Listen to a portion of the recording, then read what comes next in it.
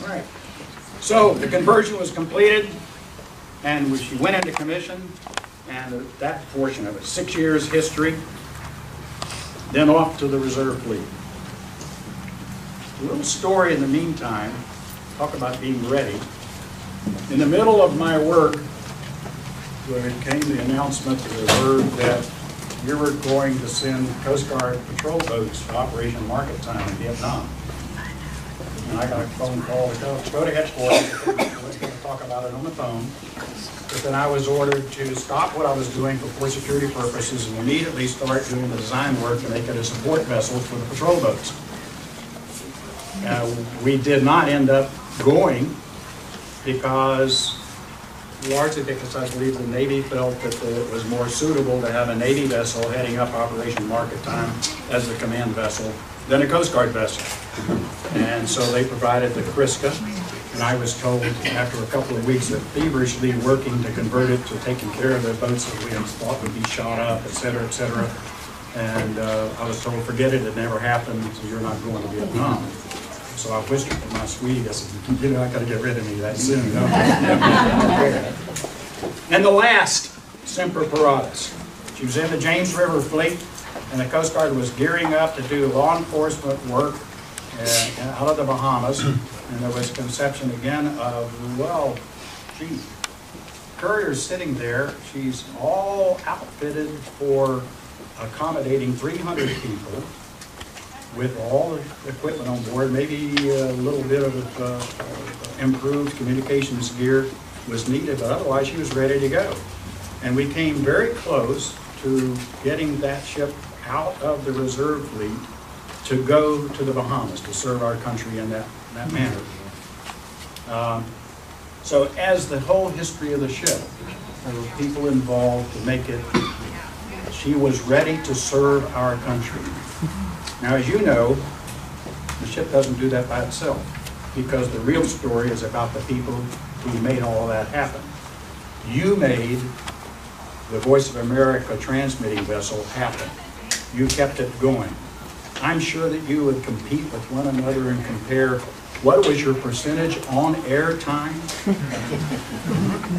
you talk about that? There was things, just like Moran duty. Everybody compared notes, et cetera, et cetera. You did better than the last bunch because you kept that thing going. No matter what had to be done, you did what was necessary, so she was actually right there transmitting all of the time. 100% was the goal. And you didn't talk about it much when you didn't make it.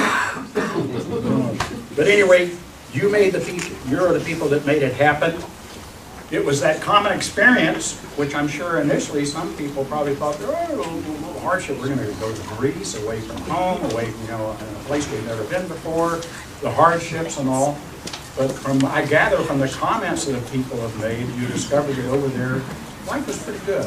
And quite a few of you guys brought back ladies that you hadn't known before. And Maria, thank you. So, may the story live. You've made it. May the story live. Semper Paratus. Thank you. Yeah.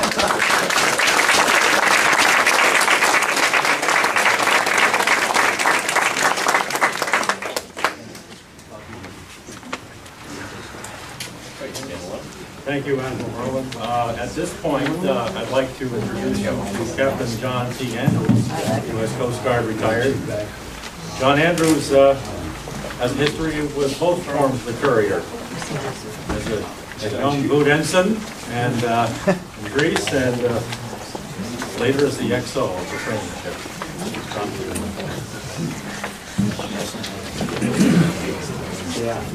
Picking up on Admiral Merlin's theme of service and always ready and support, I'm going to tell you a short story about a day and a night in 1958 when the Navy fleet, you see pictures of the destroyers and the cruisers and the carriers and the destroyers in rows, which was a very popular Liberty port. One day, a grayish day, The yardarm blinkers were going like crazy. You all know a yardarm blinker? It's the yardarm on the mast of the ship, and there are lights at the end of them.